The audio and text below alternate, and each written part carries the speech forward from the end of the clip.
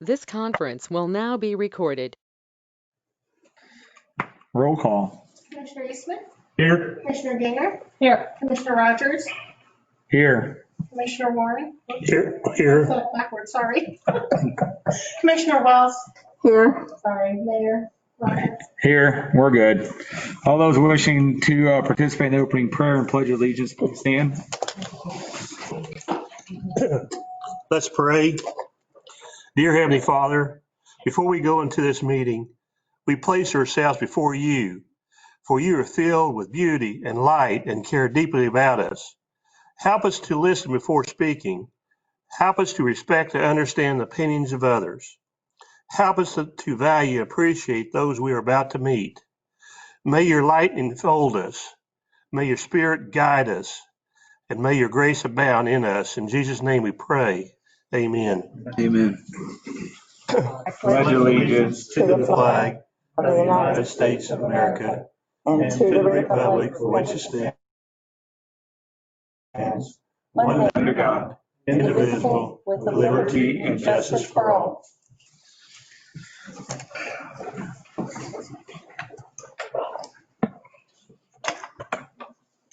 Are there any additions or deletions to the agenda? Yes, Mayor Rogers, there, under awards and proclamations, we want to add a life-saving award. And then under the consent agenda A, there, you have some amended minutes. Add number 4, mayor's appointments to beautification and tree advisory board. I move we accept the additions to the agenda as stated. Second.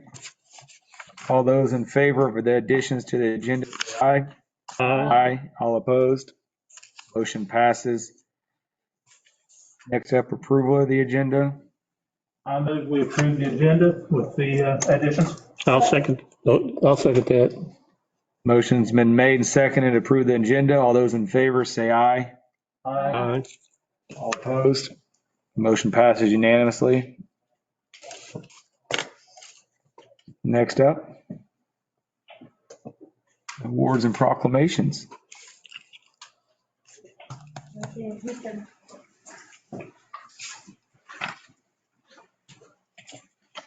Mr. Mayor, ladies and gentlemen of the commission, thank you very much for the time to present here this evening. My name is Captain Eric Burr with the Ark City Police Department, and I'm here to present a life-saving award for a very deserving officer with the Ark City Police Department.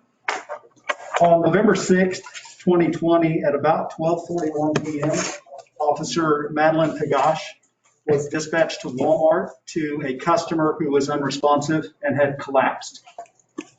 She happened to be in the area, and she immediately proceeded to Walmart, and within 2 minutes, at 12:43, she had reached the victim and began to assess him and found that he was in respiratory arrest and also didn't have a pulse.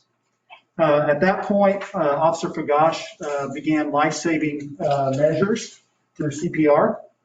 And luckily, within about 3 minutes after that, our own EMS director, Jerry Smith, came and assisted and helped as well, taking over CPR from Officer Pagash at that time. And then we had EMS arrive shortly after that. We're very lucky to have all of those personnel at the right place at the right time for that individual. And last information I had is that he is alive and doing well. Officer Pagash performed her duties flawlessly while handling this stressful situation by remaining calm, properly assessing the situation, and executing her plan to save a life. It's with great pride that we present the Arkansas City's Life-Saving Award to Officer Madeline Pagash on this 19th day of January 2021.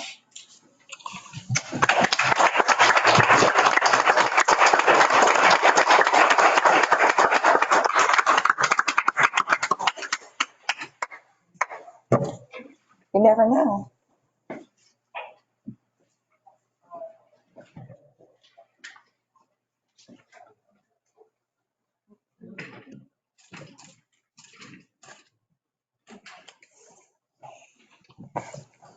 Oh, there's a pin. No, thank you. Thank you, Madeline. Thank you.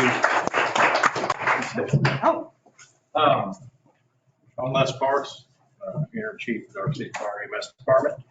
And Zoll is who we get our cardiac monitor supplies from and everything.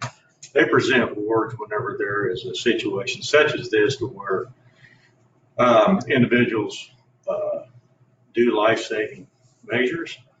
And as a result, we would like to pass them out, especially where there's I think this shows an important to where the training of getting help immediately and then following up with advanced life care. So I think everybody involved is well deserving of this award.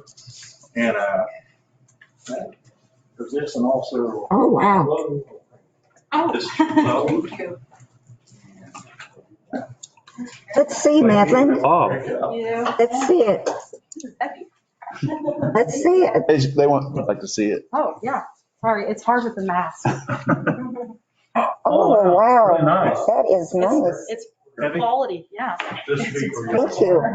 Thank you. Because That's nice. Famous around here for saving lives, aren't you? it happened once. Also, Lieutenant Anthony Ryder was on the scene. He's not here tonight, but this is for him. wow. Congratulations. Thank you very much. Jackson, can you come up? Thank you guys very much. Jackson has just got his paramedic and he's very fortunate to, how long have you been paramedic, Jackson? This was his first save, so we're proud. Yeah. Wow, very good. One of many. Hopefully, yes. Thank you. And Logan? I'll take them now. I think I can handle them. Logan is also on the call. Here you go. Did you keep one? Captain Check. And Mike didn't make it. And Mike Evanger. Unfortunately, EMS Director Smith was unable to be here, and Firefighter Paramedic Brandy Rice, so he was also on the call. So anyway, that's a job well done, and I think we should be proud of everybody involved. Yes, very much. Good job.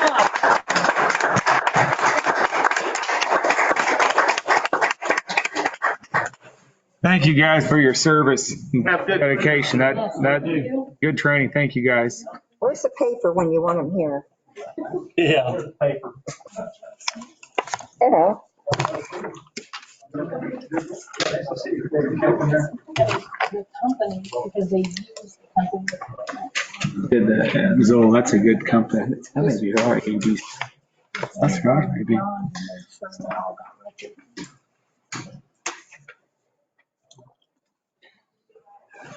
Next up would be, are there any recognition of visitors?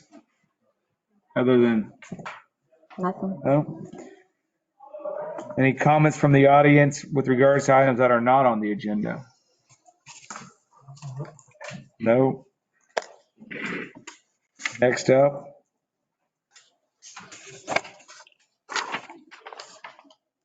Consent agenda. I move that we approve the consent agenda with the amendments to item number 4 that was mentioned earlier. I'll second that. Motion's been made and seconded to approve the consent agenda. All those in favor say aye. Aye. All opposed? Motion passes unanimously. I see that there is no old business. Moving on to new business. Item 1, consider a resolution authorizing the city to enter into a contract with Kirkham Michael Associates, Ellsworth, Kansas, to provide engineering services for a project to replace the 15th Street Bridge over the C Street Canal as part of the FY 2021 Kansas Local Bridge Improvement Program for an amount not to exceed $24,400. The bridge is 106 years old. It was built in 1915. And we were lucky enough to get this grant for it. It would be 90% the state, 10% the city, maximum reimbursements $150,000. It was asked about our right of way. I looked it up. On the east side, we have 18 feet. On the west side, we have 27 feet of right of way. So we're not going to need to purchase any additional right of way. Good, Mike. Good. And the structure that they're proposing will be, the top of the structure will be the actual road surface. So we won't need a base and then asphalt or concrete on top of that. So that'll save us money too. Good. What about, Oh, go ahead, Jay. what about, we talked about some more savings on that bridge if we, on the backup, that water and stuff, if it's, I can't remember what that was. I think it was controlling and narrow the waterway Yeah, link. I took Yeah, that's what it was, map like. in Kirkham Michael, I showed him two upstream bridges, the one on Skyline and the one north of this bridge. And then I took him to 8th Street, the downstream bridge, and they're smaller. So hopefully we'll be able to reduce the size of it too, skew the angle of it, so the flow will be better and downsize it, so. I think we're very lucky to receive the grant. Right. So I'd like to move that we consider the resolution authorizing the city of Arkansas City to enter into the contract with Kirkham Michael Associates to provide the engineering services for the 15th Street Bridge not to exceed the amount of $24,400. I'll second it. Motion's been made and seconded to approve the resolution approve or authorize the resolution, or authorize the city, I should say. Any more discussion? Seeing none, all those in favor, say aye. Aye. All opposed? Motion passes unanimously. Thank you. Thank you. Thanks, Mike. Is there, This might, I don't know. I was gonna say, is there any estimate on what bridge will cost yet? No, there isn't. No, this is just a design phase. All right, When we put the application in, we had 425,000, I believe. Hopefully it'll be way less than that. okay. All right, I just kind of wondering if we had. Yeah, once we get the design done, then we'll have a better idea of what the cost will be. Okay, very good. Projected cost, put it out for bid. Thanks, Mike.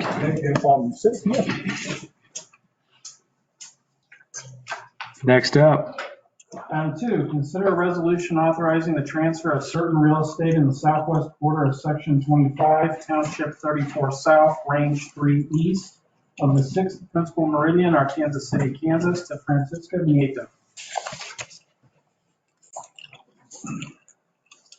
Did we have one idea where that was on our, put a map on our? Can you pull that up on the map?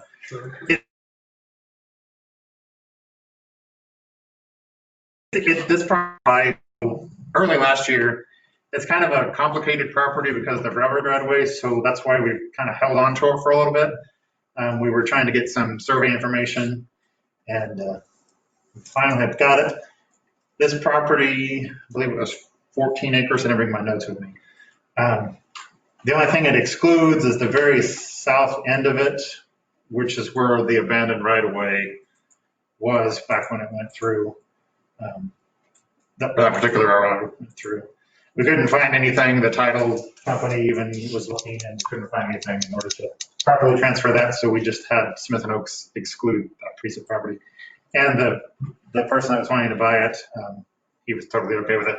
Basically, it's the area that's the old railroad bed, so it's elevated anyways. So he's probably wouldn't miss that very much anyways. But he was wanting to build a house on it. I believe his in-laws, I think it's his in-laws that own the property there at the northwest corner of Fifth Avenue and what would be 13th if that was an actual street. So he wants to build a house next to his family. That's what he's resident. But The thing about this property is it's one of those we mentioned earlier in the land bank meeting of an excess property that's just kind of been sitting there for since the 70s, I think we've owned it. and it's 14 acres. Yeah, I believe it's 14. Is it mainly pasture right now, or what's it? It's not really used for anything right now. The city isn't really using it.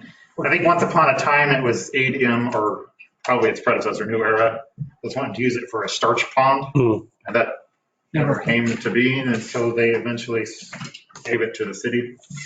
And we have held on to it ever since. I think we were going to try to use it for the bike trail, But then we ended up moving that up to Chestnut Avenue and didn't end up going that route. So we really don't have a use for that property other than continual maintenance, mowing, and that sort of thing. So we're going to end up giving it to him then, or He had offered the amount of $7,000 Okay. To purchase the property from us. That was just slightly under what the county has it appraised at. or, yeah, we just put the county appraisal up or just, yeah, okay. Well, we're getting rid of it, which is good. They're down the tax rolls.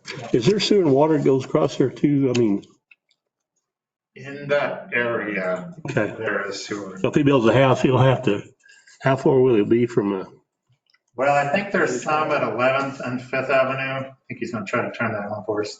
And it runs down 5th Avenue. So the water's not a big deal. The sewer, Is he gonna go septic or is he gonna have to go sewer? he really needs to go sewer because he's within the distance that we require. So, and the house there that his family owns, they have actually already extended a line off of it. So I could join the in? building official might be able to tie up with that too. Okay.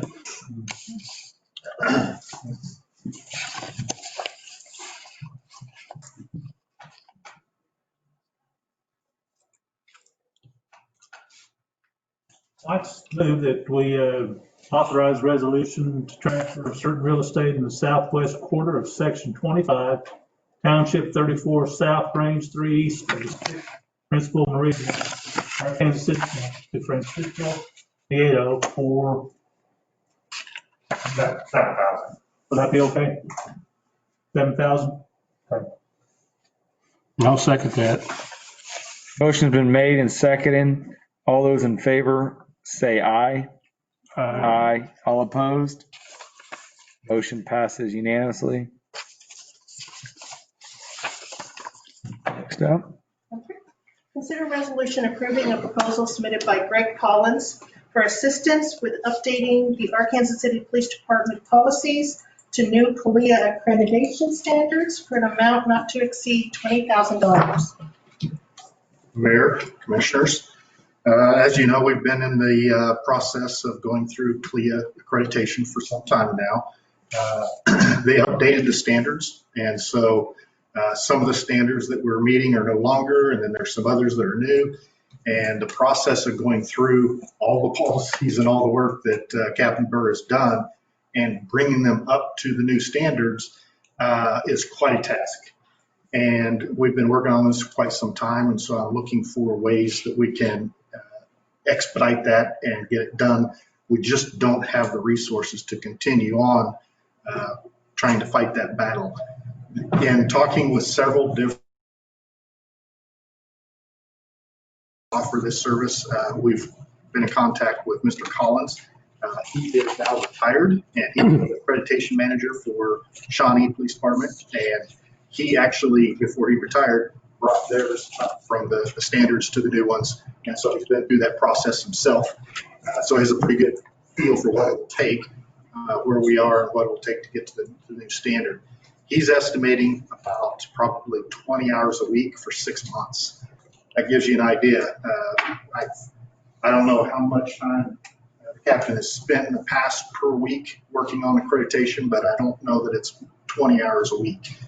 So trying to have that on top of everything else he's doing is just more than we can do. I think this is a good venture. I think we should continue to move forward. So he said he would be amenable to the idea of entering into an agreement where we do it for 3 months and giving him a 3-month period of time to see what he can get done. In that 3-month time, I could probably cover that funding through special law enforcement trust fund money, which is the forfeiture account. So that would not be city money.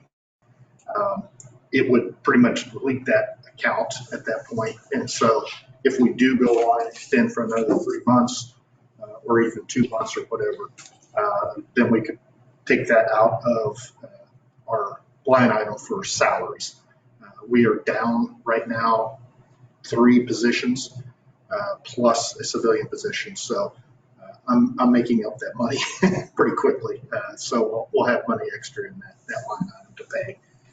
So I'm asking for permission to go ahead with this agreement and start getting Greg working. Doing most of this will be remotely, and thanks to the power of the internet and Fire-EMS, he can remote in and get most of this done. So he may not even have to come down here and make a site visit, but if he does, there'll be a little bit of a cost for putting him up. But it shouldn't exceed the $20,000. Chief, I got a couple of questions. How often will we do this? I mean, we've never done this before, have we? I mean, this policies? Yeah, it has not been upgraded since we started, so. Because I don't remember ever heard about this before. And how often will we, once we do it now, how often will we have to do it down the road, or will this take care of us for a while? Or Well, I'm sure they'll have another update down the road. but that update, we probably can do it in-house, or is That it? would be the idea. We'd already be accredited, and it would be part of the process, and it wouldn't be on top of everything else. We're short-staffed, and we're going to be more short-staffed, and our accreditation manager is in the next 6 months. And so this is a little bit different, and I want to try to give him some help to get this pushed forward a little bit more. Now, these are just policies that describe what they're going to be updating. I mean, just for example. What he'll do is he'll go through all of our policies and procedures, and he'll determine which new standards apply to us, because there's different levels based. What do you mean by different levels? There's different levels as far as accreditation. So we are LE1, and so he'll make. Because of the size of our town, or? Size of our department and the entry level of accreditation. Okay. As far as, like, we don't do our own dispatch, we don't run jail, so some of those things don't apply. And so he'll determine which ones actually apply, and then he'll look at what we already have and what needs to be done to bring those up. And so then he would actually write those policies, upgrades, and include that standard. He would also then help us even further and give us some guidance on collecting proofs to sustain that in the future. And Will we have also a relationship with our county sheriff departments and highway patrolmen? Will they have a policy, how we work with those people, or? Oh, yes. Yeah, our policies cover everything. Okay. We're to the point now where we're only short of a couple of policies before the upgrade. So we've done just about all this work, and then it changed, and we have to go through it all again. So rather than take several years, I think it'd just be better to update it with somebody who could spend that time and effort on it specifically. Mm-hmm. Chief, have we been accredited by CALEA before? Yeah. No. We hadn't? Well, we've just been working on the policies before. Right. It's Okay. Yeah, it's called the, help me out, Captain, self-assessment stage. Okay. Well, I remember. Never had anybody smart enough to Talked about for a couple of years. pass. Yes, typically it's about a 36-month program. We've had to extend due to resources not being there, so. And people get from those. And I know I was on some Zoom meeting or some call, and I know they're talking about it. It's some legislative South Central or some, it wasn't REAP, but they're talking about, they brought up CALEA and trying to get more communities or more law enforcement agencies to become accredited or meet these standards. And that was just a couple months ago they were talking about it. So yes, that's going to be something that's on the horizon for everybody. When you're looking at all the things like 8 Can't Wait, we've had those in place because of accreditation and getting prepared for this. We need those best standards, and that is something that you're going to see pushed nationwide, not just in the state of Kansas. So it's definitely a good thing to continue working towards and put a little bit of money into. And it's made the department a whole lot better already, and we're not even accredited yet. Yes. Well, with that, I make a motion, we consider the resolution approving proposals submitted by Greg Collins for the assistance with the updating the Kansas City Police Department policies to the new CALEA acceleration standards for the amount not to exceed $20,000. I'll second. Everyone seconded. We'll give it to Karen. So, motion been made and seconded to approve a resolution. All those in favor of the motion, say aye. Aye. All opposed? Motion passes unanimously. Well, this ought to make our police department a lot stronger in the sense that they'll know what the policies are. There won't, you know, and you know, it'd be a hands-on type stuff. And I think some of the stuff around the country is probably, the policies are not up to date. And that's probably the reason why a lot of them got themselves in trouble over what's happened, you know, this last year. There's only, Is there about 6 currently in Kansas? That's up to about 10 or 12 now in Kansas that accredited. So yeah, there's a lot of agencies in the state of Kansas. Yeah. There's very, very few of them that meet these standards and have done this work. So Well, I'm really proud of what you guys are doing. And that's really an honor to be able to take that step where you guys know what you're doing and so forth. And it's going to help the people of Kansas City and so forth. So I'm proud of what you guys do. thank you. Thank you very much. Thank you. Thank you. Thank you. Thank you, Eric. Next up, I see no more new business. City manager updates. So I don't know how we want to work this, but I do want to, we were going to have a resolution in the packet tonight for the elevator. But the proposal updated to replace to do the mechanical work on the elevator and the controller unit. And kind of got things moving forward there with that. So we were kind of wanting to get your blessing on that. You mean Tony can't fix it?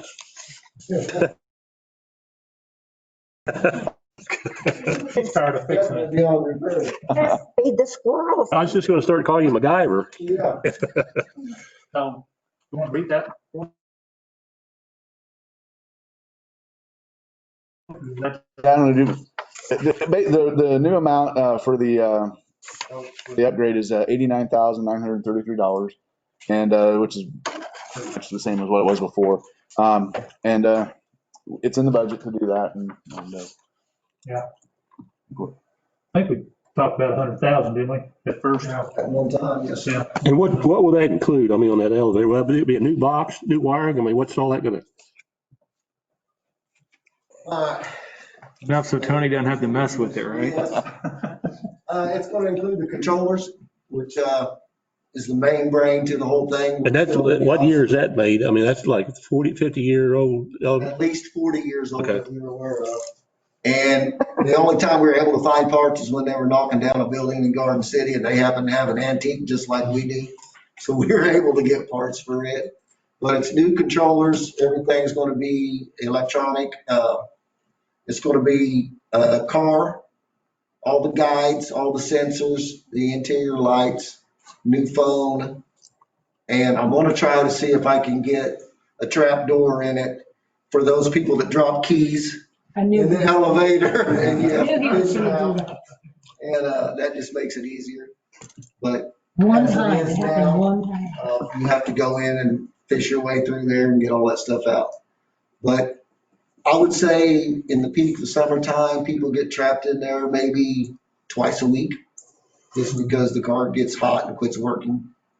And that seems to be a problem because then the fire department has to show up, or I have to show up and get people out. But How long will this improvement take? 6 weeks, I think, is what the bid was quoted at. How long will it last?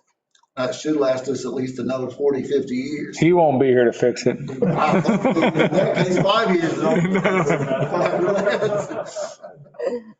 We've talked, Call him 40 years from now to fish the keys out. we've talked about this in the budget for several years. We keep putting it back on the back burner and stuff. And if we got the money and stuff, I think we ought to go ahead and do it. Can we go ahead and? And is this a company out of is it McPherson or Slaughter or something? Is that, we talked about using someone, Wichita?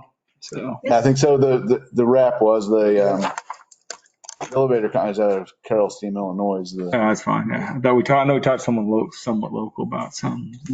I'll make a motion. We fix the elevator. What was the amount again? $89,933. 9,933. Not to exceed $89,933. Second. button. So you don't lose your keys again? And there goes the screw. The motion, The door where you can get the keys out. They just Included. separated, they went straight down. so, motion's been made and seconded to, With the mount and with the door where you get the keys. yeah, to repair, replace, basically a new elevator for the city building and an amount not to exceed $89,933. Motion made second. All those in favor say aye. Aye. All opposed? Motion passes unanimously. Thank you for entertaining that. So on my update, City Commission study session will be noon, January 29th. And then a couple other things that's going on. The Senate, the Kansas Senate passed Senate Bill 13, which kind of they call it truth in taxation. That's going to do away with the property tax lid, but it's going to add some, it changes things. So when you approve the budget next year, if it's 1 penny more than this year, we'll have to go through some extra steps. And those are new notices that have to be mailed out to every property owner that shows that how much their taxes will be affected. There's a hearing process. And then at that point, once you go through that process, you can vote to adopt the budget. So you don't have the lid in place, but there's extra notification to property owners and a hearing that has to be done. What about the valuation of properties going up? Yeah, it is. You can't include that. So if it's all based on the dollar amount levied, and if it's 1 penny more than last year. So if valuations, Give me an example. I'm a little confused. yeah. It hasn't been passed yet. No, it will though. It's going to go to the House tomorrow through there. There's been Be some tweaks. issues with other communities having property, kind of like the citizens weren't aware of some of the changes happening at different entities. And so this is kind of basically allowing it to be more transparent, correct, for the property owners. Correct. That's the intention of it. They don't want the elected officials to stand on, we don't raise your taxes. When the evaluations go up, there's more money in there. But then there are some communities that say, we've never raised your taxes. We're spending more than we did because of that evaluation change. And so now this will make sure that if there's an evaluation change, you're locked in at one level, and before you can spend that other, you have to notify the public. Okay. Correct? Correct. And so that will most likely pass out of the House this week. So just kind of wanted to update you on that. We'll, as we see what the final wording is, once it's, it gets through both houses and then we'll see what that looks like.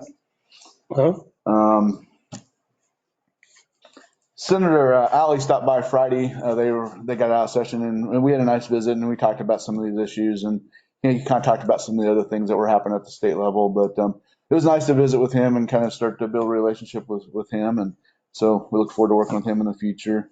We met with Mindy at the library and some of the other representatives with the library the other day. The current agreement we have with them on the building is expired, I think 2016. So we need to update that and take a look at that. So we'll be working with them over the next few weeks to get that done. The swimming pool assessment kickoff meeting, we had that Friday and Tony participated in that along with Deb Davison at the rec center and myself. And they got a lot of information about how the pool's being used currently, the types of people that use it, organizations that use it, just kind of getting that kind of background in place. So as they start evaluating not only the current pool condition and location, but there'll be some other locations they would consider too, that to see if it might be a better location. And so they need that kind of information to also help evaluate that. So we'll keep you updated on that as we get more information there. We had a meeting, online meeting we had the other day, South Central Kansas Economic Development District. They have a housing resurgence program that we're looking at. They have some money budgeted to renovate homes, but it's kind of a different deal that they have to get ownership through donation or a purchase or something of a home that's needs real rehabilitation, but it's not too far gone. And then what they do is they do that work and then they turn around and sell it. And then the profits from that, they invest into another home. So we're going to see if that makes sense for our community, get some more information on that. But just another way to maybe renovate a few homes. You know, it won't be a big, large scale thing, but again, it's just one or two here and there type of a thing. And then with that, Andrew had some updates on the story walk that he wanted to give you. Good evening. Passed out our press release that USD 470 put out this afternoon. And from what you guys know, that these are installed now. I took a picture of what they look like. There's 26 or so, I think. Kind of on the north edge of Poplar Walking Trail. The idea was to set up so that kids can walk, read the book, and then turn around and so next month, the library will basically purchase children's books and deconstruct them and put them under the signs so you can walk along the path and read the book as you go. It's a really neat idea. But I want to commend USD 470 Early Childhood Education Coordinator Lindsay Wilkie. Pretty instrumental in getting this moving. I think she reached out to us in November, so it's pretty quick turnaround. And Tony's crew has been amazing getting that done, getting those installed. We're down there today, pouring the footings for the new light poles. So hopefully those will be up soon too, which will really help with that area. And of course, the library will be taking care of the maintenance, and Rise Cal will provide that. As far as the city's cost, it's just our labor and materials that we'll get reimbursed for the materials. So that's a really neat thing, and I'm glad that it's moving forward, just trying to get people to go outside more and have ways to, you know, especially with the library being closed, we're just trying to find some alternate methods of delivery. I also passed out a press release that was issued today by the Cali County Health Department, just updating you guys on the vaccine status. There's not much of an update. We had another PIO call today. I can tell you there's so much confusion with us that I don't even want to open up public communication about that until we have more information, until we can kind of figure things out internally. It's not the fault of anyone at the county level. This is all federal and state. And I think there'll probably be a lot of changes just in the next week. So we're just kind of poised to kind of react to that as it comes. We're going to have another meeting next Tuesday, and we'll go from there. In the meantime, I've started setting up a Crushing COVID Facebook page. Believe it or not, Crushing COVID was not taken nationally, so we jacked it, which is awesome.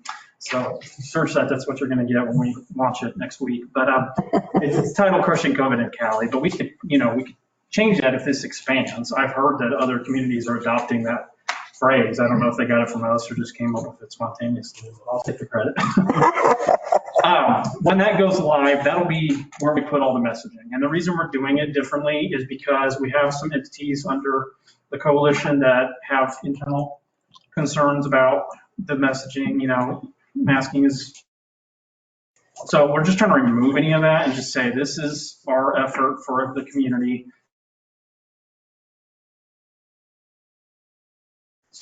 The city will still control that page so we can pay for the advertising boosting that I talked about. But I will be able to add others as admins and they can help with the messaging, so it's not me doing it. And I've asked them to already start getting messages prepared and sent to me so I can start pre-scheduling. So basically, as soon as, we'll probably launch it next week either way, and I'll send out an email with the link and everything. But it'll just be a repetition of the messages we've been doing to this point.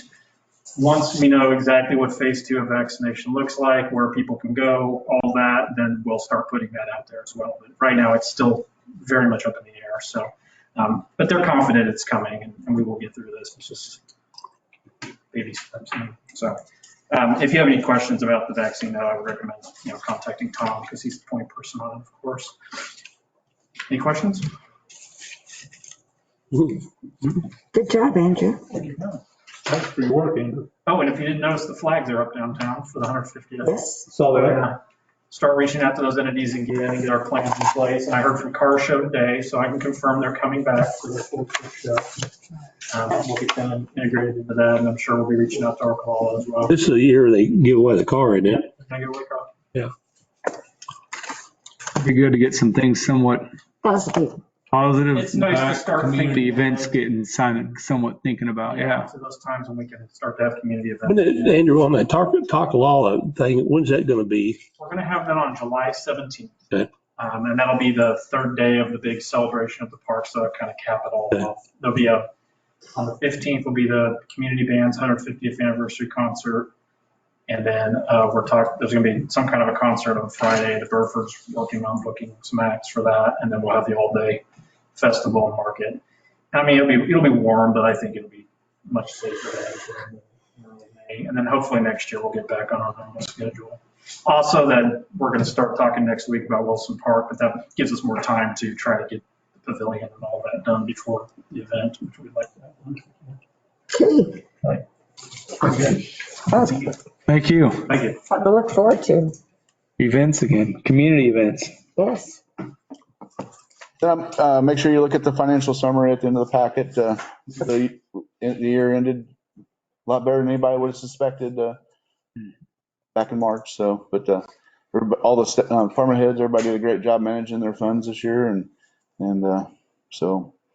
Didn't have any place to go spend it. So, I don't have anything else. Do you guys? I'll make a motion to adjourn. Second. All those in favor say aye. Aye. That's it. Thanks, guys. Tony, can I ask you something?